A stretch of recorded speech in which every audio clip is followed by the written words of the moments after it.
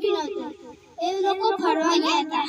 જ્યારે ફરવા ગયા ના તે લોકો રે ટીચર એ બધા હા બેટા અમે બધા કવાના આવી જા બેટા એને ચકી કે વિશાલભાઈ નથી ઉભો રે તારા પેટમાં આવી જા બેસ જા ડોક્ટરના પાસે લઈ હા બેસ બોલે છે હા ઉપરથી ભગવાન જોવે છે. હા બરાબર. તો એનાથી આપણને શું શીખ મળી?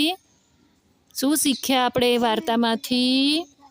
ચકાની વાત એમાંથી આપણને શું શીખવા મળ્યું બેટા?